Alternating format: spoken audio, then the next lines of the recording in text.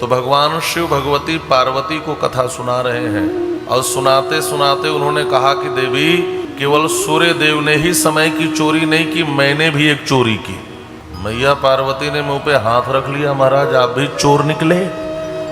भोलेनाथ ने कहा देवी ध्यान से सुनो, अब तुम सती नहीं हो, मुझे पता है तुम्हारी मति दृढ़ हो गई है, इसलिए अपनी चोरी वाली बात सुना रहा हूं।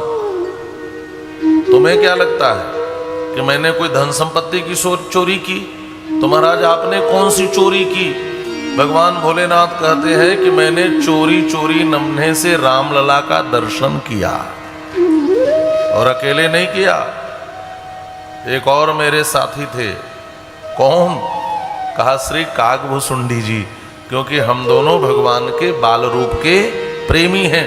भगवान शिव अपने चोरी की बात सुना रहे हैं। मानसकार लिखते हैं, और वो एक कहूँ निज चोरी, और वो एक कहूँ निज चोरी, सुन गिर जा अति रणमति तोरी, सुन गिर जा अति रणमति तोरी। कागभुसुंडी संग हम दो, कागभुसुंडी संग हम दो,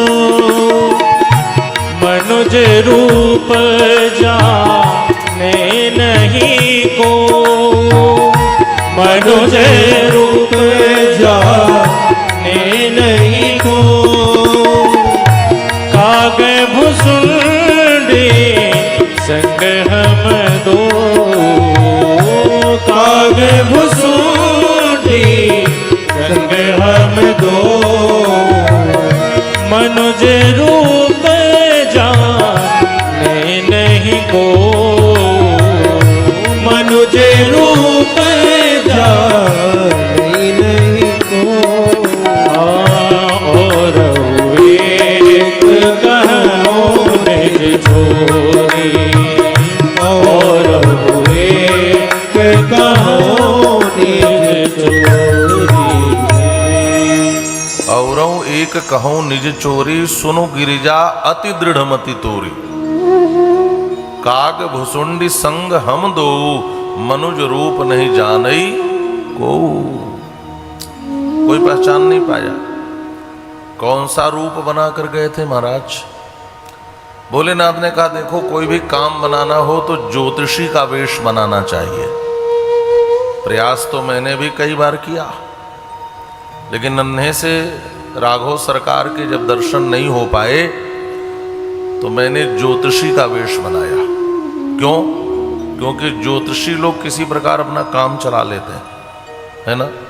अरे दूसरे का भी काम चला देते हैं। मुहूर्त न हो तो चौघड़िया से आपका काम चला देते हैं। तो कहीं न कहीं ज्योतिषी वेश बनाने में लाभ तो है। और जब मैं ज्योतिषी बनकर चला तो वहीं अयोध्या में रास्ते में कागभुसुंडी जी मिल गए। कागभुसुंडी जी ने कहा बाबा ये वेश बदलकर कहाँ जा रहे हो? भोलेनाथ ने कहा नन्हे से राघव सरकार का दर्शन करने जा रहा हूं। कागभुसुंडी जी ने कहा बाबा मुझे भी ले चलो। तो भोलेनाथ ने कहा कि आप तो कौवा हो, कौवा पे कौन रोक, कहीं से उड़कर जाओ, देख कर आ जाओ। कागभुसुंडी जी ने कहा दूर से तो देख सकता हूं, लेकिन आपके साथ चलूंगा तो प्रभु को छूने का भी अवसर मिल जाएगा, इसलिए मुझे भी साथ ले चलो, मुझे भी कुछ बनाकर ले चलो। भोलेनाथ ने कहा मैं बूढ़ा ज्योतिषी बना हूं तो तुम मेरे नन्हे से चेले बन जाओ, बस यही भूमिका मिल सकती है। भुसुंडी जी ने कहा ठीक है, मैं नन्हा चेला बन जाता हूं। तो भोलेनाथ बन गए बूढ़े ज्योतिषी और कागभुसुंडी जी बन गए उनके नन्हे से शिष्य। अयोध्या में आ गए। ज्योतिषी जी महाराज बैठ गए आसन लगाकर, तोता मैना भी रखा, पोथी पत्रा फैला दिया। कागभुसुंडी जी ने आवाज लगाई सुनो सुनो, जिसको भी अपने वर्तमान भूत भविष्य के विषय में परिज्ञान करना हो, दूर से चल करके बहुत बड़े ज्योतिषी महाराज आए हैं। आप अपनी हाथ की रेखाओं को दिखा सकते हैं, कुंडली दिखा सकते हैं और अपना सब कुछ जान सकते हैं। अब तो महाराज भीड़ आने लगी, दौड़ने लगी। अच्छा, भोलेनाथ किसी के भाग्य का वाचन करें तो कुछ बच सकता है क्या? जो जो जानना चाहे सब बता देते महाराज। ख्याति तुरंत फैल गई, बाप रे बहुत बड़े ज्योतिषी आए हैं आज तो। लोग दौड़ दौड़ कर कुंडली दिखाते, हाथ की रेखा दिखाते, और भोलेनाथ के पास दक्षिणा भी खूब आई। लेकिन भोलेनाथ ने धीरे से कहा, भुसुंडी जी दक्षिणा तो बहुत आ गई, लेकिन हम जिसको देखने आए हैं अभी तक वो दृष्टि पथ में नहीं आया। तो इस दुकान का क्या फायदा जब भगवान ही न मिले? तो भोलेनाथ ने कहा चलो दुकान चलकर राजमहल के सामने लगाते हैं। और वहां से पोथी पत्रा समेटा, राजमहल के मुख्य द्वार के सामने काकभुसुंडी जी ने फिर से पोथी पत्रा फैलाया, तोता मैना सजाया।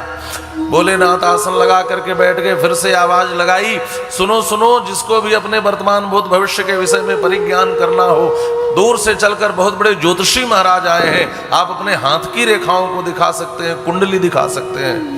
उसी समय महारानी कौशल्या की एक प्रिय दासी राजमहल से बाहर आ रही थी। उसके भी कर्ण कुहरों में यह ध्वनि सुनाई दी। अच्छा, किसी को पता चल जाए कि व्यक्ति हमारा भाग्य बता सकता है, भूत भविष्य बता सकता है, तो बड़े बड़े लोग दौड़ करके आते हैं, महाराज मेरा भी हाथ देखो, मेरे बारे में भी बताओ। और वो दासी भी आकर के कहती है, महाराज मेरा भी हाथ देख करके बताओ। भोलेनाथ ने कहा तो सुनो, तुम्हारी हाथ की रेखा बता रही है तुम महारानी कौशल्या की सबसे प्रिय दासी हो। उसने कहा हाँ महाराज, बिल्कुल सच्ची बात है। तुम्हारे 2 बेटे और 1 बेटी हैं। कहा महाराज बिल्कुल सच्ची बात है। तुम राजमहल से कमा करके ले जाती हो, तुम्हारा पति घर बैठे खाता है। कहा महाराज ये तो बिल्कुल सच्ची बात है। निगोड़ा घर बैठे खाता रहता है, मुझे कमाना पड़ता है। अच्छा, भोलेनाथ किसी को बताएं तो क्या छिपा रह सकता है, सब कुछ बता दिया। महाराज मैंने ऐसा ज्योतिषी कभी नहीं देखा, क्या दक्षिणा दूं आपको? तो भोलेनाथ ने कहा देखो दासी, और लोगों से तो और दक्षिणा लेता हूं, लेकिन तुमसे तो कुछ अलग दक्षिणा लूंगा। दासी ने पूछा क्या लेंगे महाराज? तो भोलेनाथ ने कहा दासी मुझे नन्हे से रामलला का दर्शन करा दो, यही दक्षिणा मुझे चाहिए। दासी ने कहा महाराज मैं तो राजमहल की दासी हूं, और आपको तो पता है चारों राजकुमार रनिवास में माताओं के साथ रहते हैं, महारानियों के साथ। और आपको यह भी पता होगा कि रनिवास के भीतर पुरुषों का प्रवेश ही वर्जित है, तो आप दर्शन कैसे पाओगे? भोलेनाथ ने कहा दासी मुझे पता है, जब मैं किसी का भाग्य देख सकता हूं तो ये सब भी देख सकता हूं, और मुझे यह भी पता है कि रनिवास में पुरुष नहीं जा सकते, लेकिन यह भी पता है कि बूढ़े और बालक रनिवास में भी जा सकते हैं। दासी ने कहा तो पूरा पता लगा करके आए हैं, लेकिन महाराज वह तब जा सकते हैं जब बड़ी महारानी कौशल्या की अनुमति मिले, तब जा सकते हैं। तो दासी बस यही तो दक्षिणा चाहिए मुझे, तुम जाओ ना महारानी कौशल्या से अनुमति लेकर के आ जाओ। जाओ। उस दासी ने कहा हाथ दिखाया है तो दक्षिणा तो देनी पड़ेगी। वो भागी भागी मैया कौशल्या के पास गई। गोस्वामी श्री तुलसीदास जी महाराज ने इस प्रसंग को विस्तार देते हुए गीतावली रामायण में लिखा है। वो जाकर मैया कौशल्या से कहती है मैया मैया अवध आज आगमी एक आयो, आज अयोध्या में एक बहुत बड़े ज्योतिषी महाराज आए हैं। मैया ने तुरंत कहा हमारे गुरुदेव ब्रह्मर्षि वशिष्ठ से भी बड़े ज्योतिषी हैं क्या? उसने कहा मैया छोटी मुंह बड़ी बात हो जाएगी, लेकिन मुझे तो लगता है कि इतने बड़े ज्योतिषी आ जाए हैं कि इन्हीं के कृपा से लोगों को ज्योतिष विद्या आती होगी, मुझे ऐसा लगता है। और केवल मैं नहीं कह रही हूं, बहुतन परिचो पायो, आज पूरे अयोध्या के लोग कह रहे हैं कि इतना बड़ा कोई ज्योतिषी आज तक अयोध्या में आया नहीं था। अच्छा, बूढ़ो बड़ो प्रमाणिक ब्राह्मण बहुतन परिचो पायो, बड़े प्रमाणित ब्राह्मण हैं, नाम क्या है? तो भगवान भोलेनाथ ने अपना नाम बताया है पंडित शंकर दत्त शर्मा। तो दासी ने कहा शंकर नाम सुहायो, नाम तो उनका शंकर है, पंडित शंकर दत्त शर्मा है। देखो दासी, अभी तो राजकुमार नन्हे से है और कुंडली तो अभी बनी नहीं है, तो फिर मैं दिखाऊंगी क्या? उसने कहा मैया कुंडली की जरूरत ही नहीं है। बड़े बड़े ज्योतिषी जो कुंडली देखकर बताते हो तो हाथ की रेखाओं को देखकर उसे ज्यादा बताते हैं। करतल निरखी कहत सब गुण गण, वो हाथ की रेखाओं को देख करके ही सब कुछ बता देते हैं। शंकर नाम सुहायो, अवध आजु आगमी एक आयो। मैया ने कहा दासी तू कह रही है तो ठीक है, अच्छा जा बुला करके ले आ। अब दासी दौड़ी बाहर, दौड़ती हुई आती हुई दासी को देखा। भगवान भोलेनाथ ने भुषुंडी जी से कहा भुषुंडी लगता है अपना काम तो बन गया। उसने दूर से ही पुकार करके कहा महाराज चलो चलो, मैया ने आपको बुलाया है, बुलाया है। अब तो भोलेनाथ खुश होकर के दासी के पीछे दौड़ पड़े। भुषुंडी जी ने पीछे से पुकारा महाराज दुकान का क्या करें? भोलेनाथ ने कहा जब भगवान ही मिल रहे हैं तो दुकान का क्या करना, छोड़ दो दुकान। अरे दुकान तो भगवान के लिए लगाया था। अब भुषुंडी जी भी पीछे से लपक लिए भोलेनाथ के पीछे, भागते दौड़ते पहुंचे रनिवास के मुख्य द्वार पर। तो दासी ने कहा महाराज बस अब दो लोग यहीं तक आ सकते थे, अब भीतर केवल आप चल सकते हैं, क्योंकि यहाँ का नियम बड़ा कठोर है। मैया ने एक को आने की अनुमति दी है तो एक ही आप ही केवल चल सकते हैं, ये आपका चेला नहीं चल सकता। भोलेनाथ ने कहा तो दासी कोई बात नहीं, छोटा सा चेला है, थोड़ा पूड़ी मिठाई ला कर दे दो, यहीं खाता रहेगा, मैं दर्शन करके आऊंगा। धीरे से भुषुंडी जी ने कहा वाह महाराज, दिन भर झोला मैं ढोया, तोता मैना मैं पकड़ के सजाया, पोथी पत्रा मैं फैलाया, आवाज लगाते लगाते मेरा गला बैठ गया, और जब प्रभु के दर्शन की बात आई तो मैं नन्हा सा चिल्ला हूं, यहां पूड़ी मिठाई खाने आया हूं। भोलेनाथ ने धीरे से कान में कहा देखो भुषुंडी, ये तो अपने अपने भाग्य की बात है। भुषुंडी जी ने कहा थोड़ी देर के लिए ज्योतिषी क्या बने कि ज्योतिषियों की भाषा भी बोलने लगे महाराज। भाग्य की बात है और भविष्य की बात है, मुझे नहीं ले चलोगे तो मैं पूरा काम बिगाड़ दूंगा।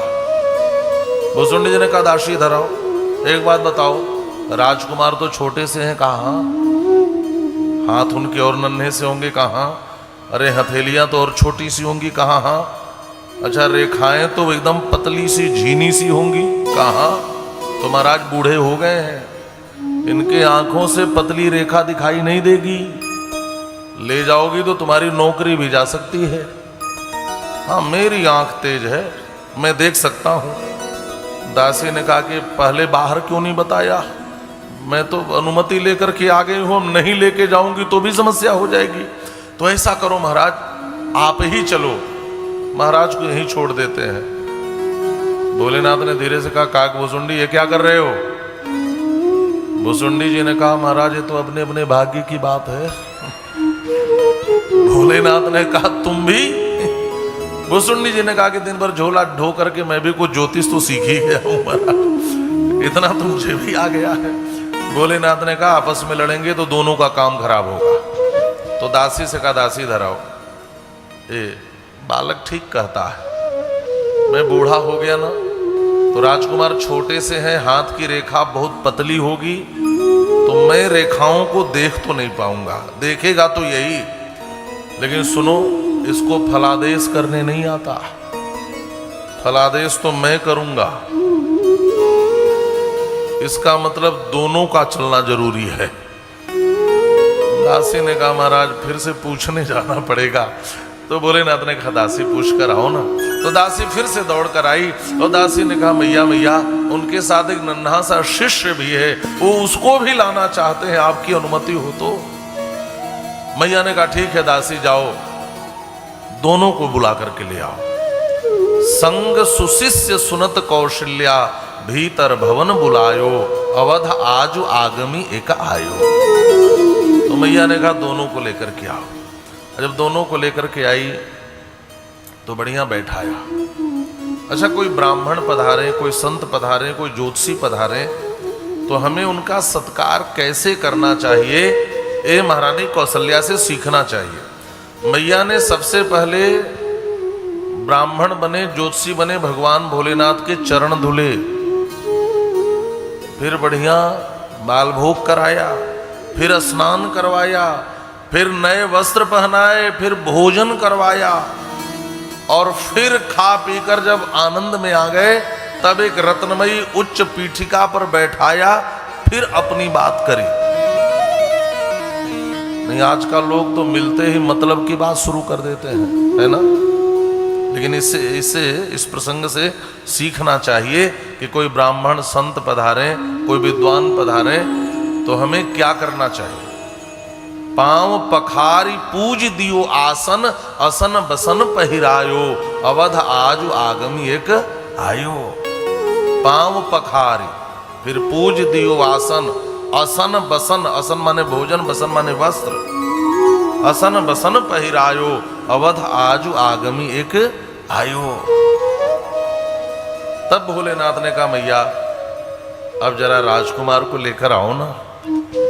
तो मैया ने और दोनों रानियों को बुला लिया। अब तो चारों राजकुमार को लेकर के तीनों रानी आ गईं और चारों राजकुमारों को भगवान भोलेनाथ के चरणों में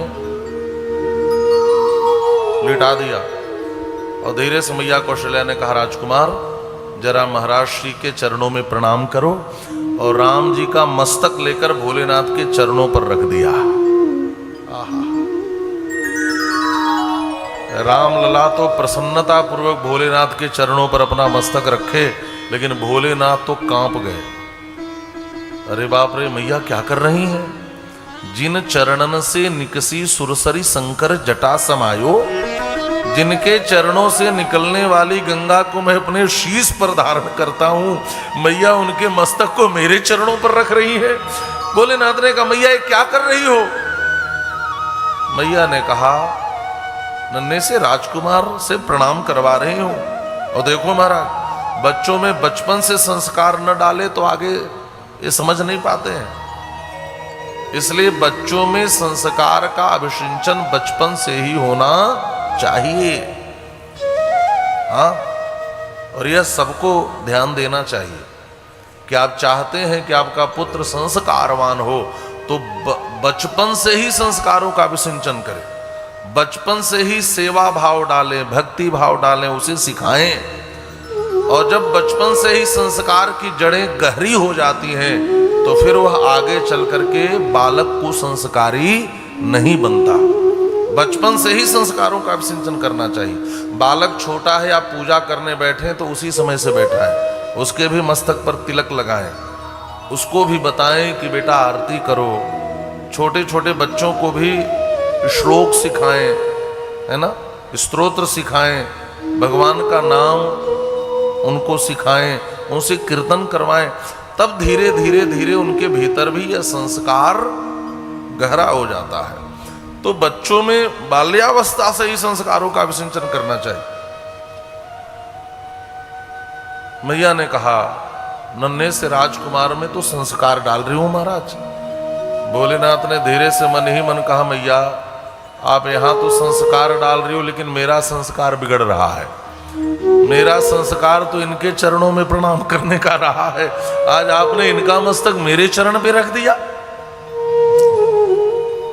रामलला ने धीरे से एक आंख दबाकर कहा भोलेनाथ ज्यादा नौटंकी मत करो, कहीं भेद खुल गया तो पकड़े जाओगे। और वेश बदल करके रनिवास में घुस आना कितना बड़ा क्राइम है ये तो बाद में पता चलेगा, पकड़े गए तो। हाँ, फिर तो अयोध्या के जेल की सलाखें बहुत मजबूत हैं, इसलिए मेरी मैया जो कर रही है करने दो। तो भोलेनाथ ने कहा प्रभु मैं इसका बदला लूंगा। राम जी ने कहा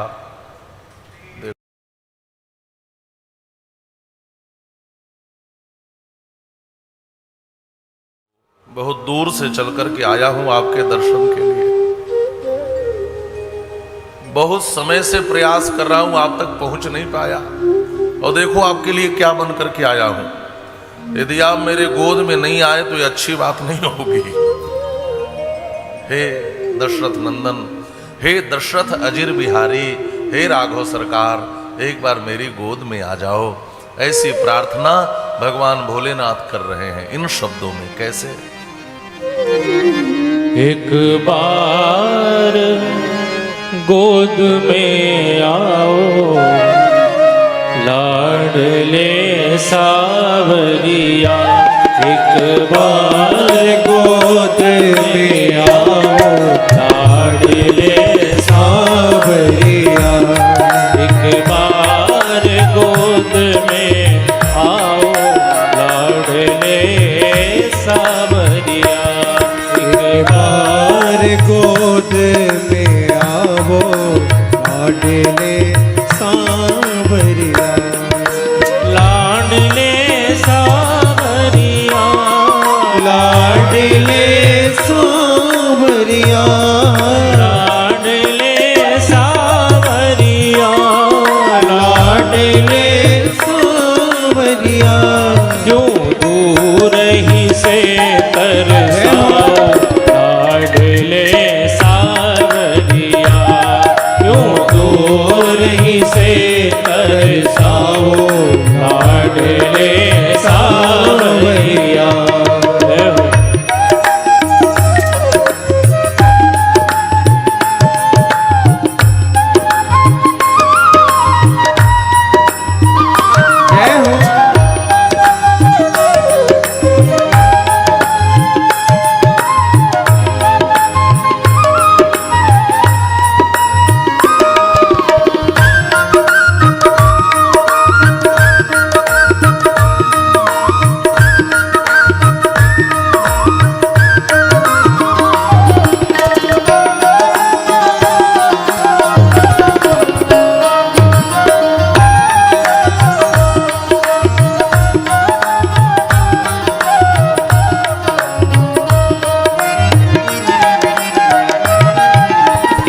दशरथ नंदन अवध बिहारी, दशरथ नंदन अवध बिहारी। नाचहि निज प्रतिबिंब निहारी, नाचहि निज प्रतिबिंब निहारी। मेरे हिय में, मेरे हिय में रस बरसाओ, लाडले सावरिया। मेरे हिय में रस बरसाओ, लाडले सावरिया। एक बार गोद में आओ, लाडले सावरिया। एक बार गोद में आओ, लाडले सावरिया।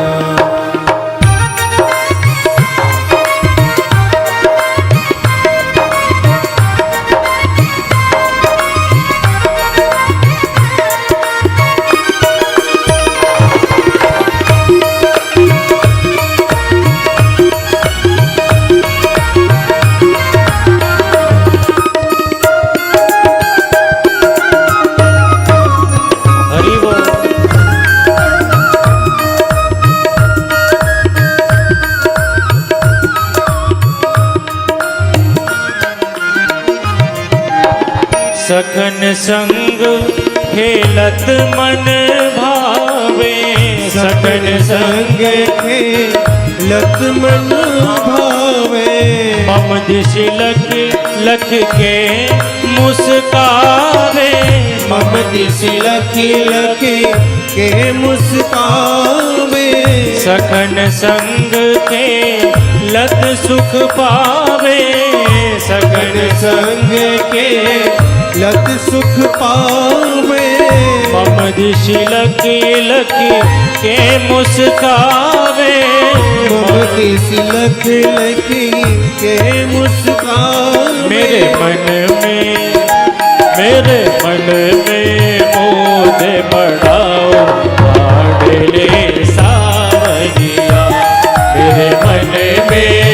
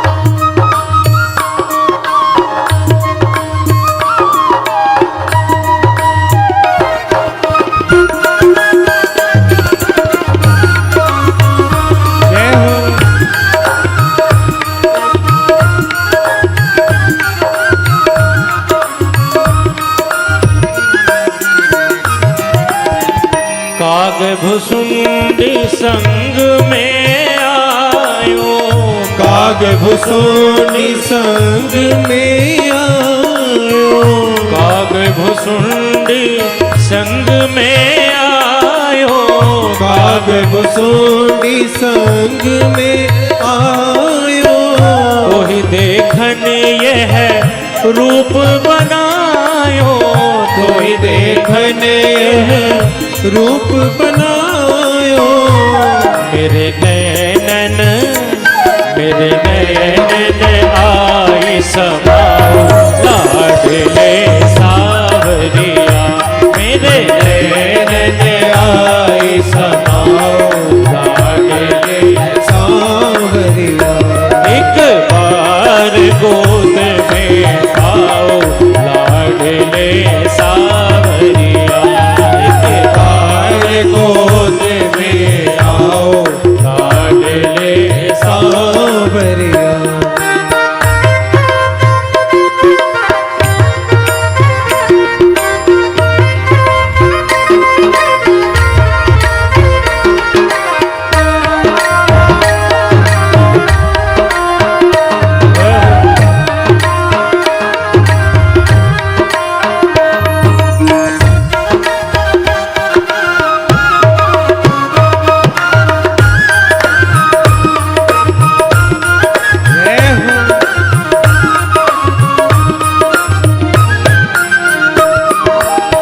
कृपा निधान मेरे धनुधारी, कृपा निधान मेरे धनुधारी, कृपा निधान मेरे धनुधारी, कृपा निधान मेरे धनुधारी।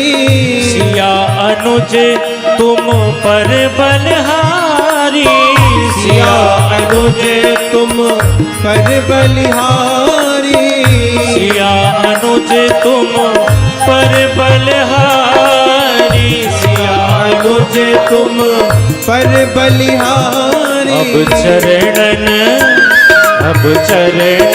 नहीं बरसाओ लाडले सावरिया, अब चरणन माही बसाओ लाडले सावरिया। एक बार गोद में आओ लाडले सावरिया, लाडले सावरिया, लाडले सावरिया, लाडले सावरिया, लाडले सावरिया, लाडले सावरिया, लाडले सावरिया।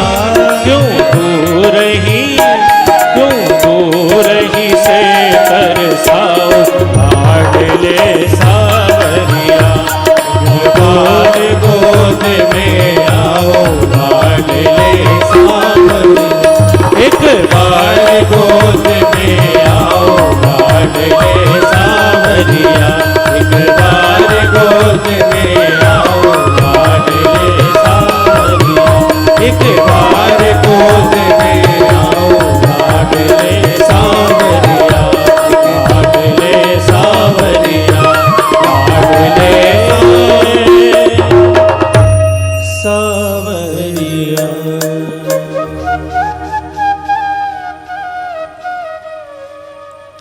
एक बार गोद में आओ लाडले सांवरिया, काग भुसुंडी संग में आयो, तो ही देखन यह रूप बनायो। प्रभु, यह रूप आपके दर्शन के लिए बनाया हूं, एक बार मेरी गोद में आओ। अनुरोध करते करते भोलेनाथ के नेत्र सजल हो गए, उनकी आंख में आंसू आ गए। हे राघव सरकार, एक बार गोद में आ जाओ। अब अपने समक्ष बैठे भोलेनाथ के आंख में आंसू देखा तो रामलला तो और जोर जोर से रोने लगे। बालक हैं तो रो भी सकते हैं जोर जोर से। अब रामलला जोर जोर से रोते हुए इशारा करने लगे कि मैया मुझे उस गोद में जाने दो, मुझे उस गोद में जाने दो। अब बार बार इशारा करें और रोएं। मैया ने लाख उपाय करा लेकिन नन्हे से राघव चुप नहीं हुए। मुझे उस गोद में जाने दो। मैया ने दासी से कहा, दासी लगता है इस ज्योतिषी ने मेरे लाला पर कोई जादू टोना कर दिया। अब तो बिना गोद में जाए चुप होगा ही नहीं। और अंत में हार करके मैया कौशल्या ने नन्हे से रामलला को भोलेनाथ के गोद में दे दिया। जैसे ही भोलेनाथ ने श्री रघुनाथ को गोद में लिया, उस परब्रह्म पुरुषोत्तम परमात्मा का सुखद संस्पर्श पाते ही रोम रोम पुलकित हो उठा महाराज। आनंदाश्रु निकल आए, रोमांच कंडकित हो गए भोलेनाथ, हृदय गदगद हो गया। आप कल्पना करें, जिसका ध्यान करते ही भोलेनाथ को समाधि लग जाती हो, एक बार हृदय में जिसकी झांकी आ जाए तो जो भोलेनाथ 87,000 वर्ष की समाधि में डूब जाते हैं, वह साक्षात परमात्मा रघुनाथ गोद में आ गए तो भोलेनाथ की दशा और स्थिति का वर्णन क्या कोई कर सकता है। शंकर सहज स्वरूप तुम्हारा, लाग समाधि अखंड अपारा। भोलेनाथ के तो नेत्र बंद होते चले गए, भोलेनाथ तो समाधि में डूब गए। इतना आनंद भोलेनाथ को आया। आधे घंटे बीते, 1 घंटे बीते, 2 घंटे बीते, जब 3 घंटे बीत गए तो मैया घबरा गई। मैया ने कहा, दासी किसको पकड़ कर लाई हो? ये तो आंख बंद करके बैठा है, खोल ही नहीं रहा है। रामलला समझ गए, भोलेनाथ तो समाधि में चले गए। इनकी एक बार की समाधि 87,000 वर्ष की लगती है, नहीं जगाऊंगा तो यहीं बैठे रहेंगे। खेल खेल में रामलला ने अपनी नन्ही नन्ही उंगलियों को ऊपर उठाया, उनके सफेद दाढ़ियों में फंसाकर खेल खेल में एक झटका दिया, भोलेनाथ समाधि से बाहर आ गए। मैया से आंखें मिली, मैया ने कहा, आप पर बिल्कुल विश्वास नहीं रहा। भोलेनाथ ने पूछा, क्यों मैया, क्या हुआ? इतने देर से आंख बंद किए बैठो, अभी तो कुछ बताया नहीं।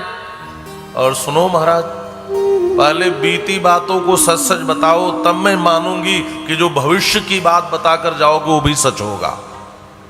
हाँ, माताएं भी ऐसी नहीं होती, बहुत तेज होती हैं।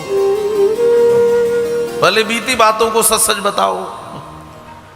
तो भोलेनाथ ने कहा, मैया मैं तो नेत्र बंद करके सब देख रहा था, इसीलिए तो इतनी देर आंख बंद किए था। मैंने सब देख लिया, बस आप पूछती जाओ। अच्छा देखो, पहले एक बात बताता हूं, वह सच है कि नहीं। यह जब बालक आपके पास आया था तो इसकी 4 भुजाएं थीं, उनमें आयुध थे, शंख चक्र गदा पद्म, निज आयुध भुजचारी। मैया ने मुंह पे हाथ रख लिया, अरे बाप रे, ये बात तो आज तक महाराज को भी पता नहीं है। महाराज मुझे विश्वास हो गया, विश्वास। अब बीती बात कुछ भी मत बताना, बस अब आगे वाली बात बताओ। तो भगवान भोलेनाथ ने कहा, आगे चलकर मैया एक बक्सर से चलकर के महामुनि विश्वामित्र आएंगे और वह आपके इस राजकुमार को लेकर के जाएंगे। मैया ने कहा, महाराज और कुछ कहो, लेकिन मेरे राजकुमार को कोई साधु महात्मा ले जाए। कहीं महात्मा बना दिए तो? नहीं मैया, वो महात्मा बनाने के लिए नहीं ले जाएंगे, वह तो गृहस्थ बनाने के लिए ले जाएंगे। वह महात्मा ले जाएंगे तभी आपको दुनिया के सबसे सुंदरी बहू की प्राप्ति होगी। वो ले जाकर के मिथिला की राजकुमारी से ब्याह करवाएंगे। जन्म प्रसंग कहो कौशिक मिस, सीय स्वयंवर गायो, अवध आजु आगमी एक आयो। श्री सीता जी के स्वयंवर तक सारी कथा सुना दी। और उसके बाद मैया आपके लाला के जीवन में एक ग्रह आएगा, और ग्रह आएगा इतना कहे ही थे कि रामलला ने फिर से खेल खेल में उंगली ऊपर उठाई, दाढ़ी में फंसाकर फिर से झटका दिया। आज ही वनवास की बात भी सुना दोगे क्या? इस अयोध्या में जो रोना पीटना वर्षों बाद मचना है, आज ही मैया को सुना दोगे तो मैया बेचारी तो आज से ही रो रो करके पागल हो जाएंगी। अब भोलेनाथ तो सावधान हो गए, लेकिन मुंह से तो ग्रह शब्द निकल चुका था। मैया ने ग्रह शब्द पकड़ लिया। महाराज कितना बड़ा ग्रह, कैसा ग्रह, कितने वर्षों तक चलने वाला ग्रह। अब भोलेनाथ को कुछ सूझे नहीं। भोलेनाथ ने कहा भैया बस छोटा सा ग्रह है, छोटा सा। महाराज क्या करूं? महामृत्युंजय का जप करवा दूं? महामृत्युंजय का जप करवा दूं? भोलेनाथ ने कहा महामृत्युंजय तो सामने ही बैठे हैं, इस जप से यदि इनका वह कार्यक्रम रुक जाता भैया तो मैं कह देता जप करवा लो। भोलेनाथ ने सोचा यही अवसर है, अपना काम बना लेते हैं। भोलेनाथ ने कहा भैया उसकी जरूरत नहीं है, बस एक छोटा सा काम कर दो। मैंने बहुत साधना की है, उस साधना से मेरे सिर में एक चक्र प्रकट हो गया है भैया, बस इस नन्हे से राजकुमार के पांव को मेरे मस्तक से रगड़ दो, सारे ग्रह समाप्त हो जाएंगे। बस माताओं को पता भर चल जाए क्या करने से सारे ग्रह खत्म हो जाएंगे, करने में देर नहीं लगेगा क्या? मैया ने तुरंत नन्हे से रामलला को उठाया और उनके चरण को भोलेनाथ के मस्तक पे पधरा के थोड़ा रगड़ दिया। भोलेनाथ ने धीरे से एक आंख दबाई, प्रभु बदला ले लिया ना, आया था तो आपके मस्तक मेरे चरण में थे, अब जाने वाला हूं तो आपके चरण मेरे मस्तक पर है। भोलेनाथ ने कहा प्रभु ये बदला यही पूरा होने वाला नहीं है, मैं आपकी सेवा के लिए हनुमान के रूप में आया भी हूं और आपको बार बार मेरे मस्तक पर हाथ रखना होगा।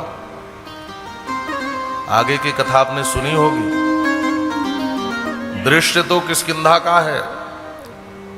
हनुमान जी मां सीता का पता लगाकर लौटे हैं और राम जी ने हनुमान जी के सिर पर हाथ रखा। प्रभु कर पंकज कपिके सीसा, हाथ रखा है हनुमान जी के सिर पर और कैलाश पर बैठे भोलेनाथ के शरीर में सिहरन हो रही है। रोए भोलेनाथ के खड़े हैं। मां पार्वती पूछ रही हैं क्या हुआ? कथा सुनाते समय भोलेनाथ ने कहा देवी प्रभु ने मेरे सिर पर हाथ रखा है। प्रभु कर पंकज कपिके सीसा, सुमिर सुदशा मगन गौरी सा। कथा सुनाते सुनाते बार बार मगन हो जाते हैं, प्रभु ने मेरे सिर पर हाथ रखा। मैया ने कहा आगे की बात?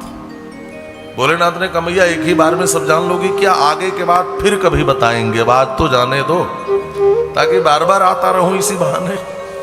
भोलेनाथ नन्हे से रामलला का दर्शन करके गए।